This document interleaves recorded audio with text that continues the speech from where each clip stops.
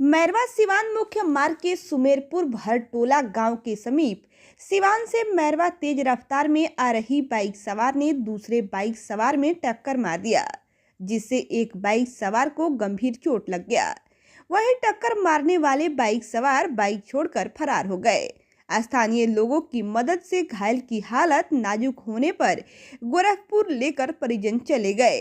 घायल मैरवा थाना क्षेत्र के सुमेरपुर के रमेश गुप्ता बताए जाते हैं। उनकी हालत नाजुक बताई जा रही है। सूचना पर पुलिस घटना स्थल से दोनों बाइक को थाना लेकर आई है। इधर घायल के पुत्र आशीष कुमार गुप्ता के आवेदन पर पुलिस ने मुकदमा दर्ज कर लिया है।